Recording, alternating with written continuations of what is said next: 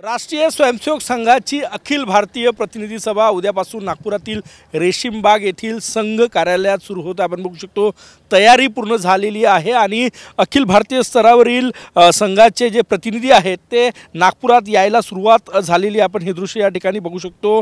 देशभरातील राष्ट्रीय स्वयंसेवक संघाच्या ज्या विविध संघटना आहेत 36 संघटना त्याचे 15 से 29 प्रतिनिधी या राष्ट्रीय स्वयंसेवक संघाच्या अखिल भारतीय प्रतिनिधी सभेसाठी अपेक्षित आहेत। सगळ्यात महत्त्वाची ही सभा म्हणजे या सभेत संघाचं दुसरं महत्त्वाचं पद सरकार्यवाह दत्तात्रय होसबळे यांना पुन्हा संधी मिळणार की नवीन चेहरा संघ देणार याबाबत चर्चा होणार आहे, याबाबत फैसला होणार आहे। कारण की दर 3 वर्षांना अखिल भारतीय प्रतिनिधी सभा ही संघाच्या मुख्यालयाच्या ठिकाणी होत असते। गेल्या वेळेस कोरोना होता त्यामुळे आता 6 वर्षानंतर म्हणजे 2018 नंतर ही प्रतिनिधी सभा नागपुरात होत आहे। तयारी पूर्ण बघा या ठिकाणी चोख सुरक्षा व्यवस्था असणार आहे।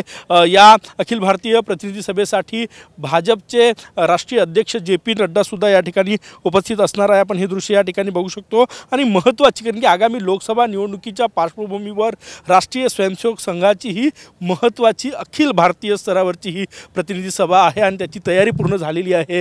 हे बघा स्वागत गेट आहे आणि इथनं देशभरातील प्रतिनिधी या ठिकाणी यायला सुरुवात झालेली आहेत। राष्ट्रीय स्वयंसेवक संघाच्या या प्रतिनिधी सभेत आज रात्री भाजपचे राष्ट्रीय अध्यक्ष जे.पी. नड्डा या ठिकाणी येणार आहे। संघाचा गेल्या वर्षभराचा लेखाजोखा या प्रतिनिधी सभेत मांडला जाणार आहे।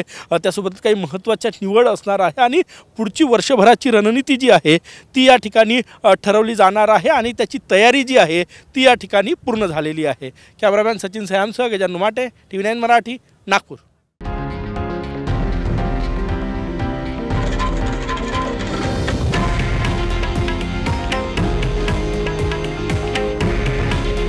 हे आहे देशातील नंबर 1 न्यूज नेटवर्क आणि आपण पाहत आहात TV9 मराठी। काळजी तुमची, हित महाराष्ट्राचं।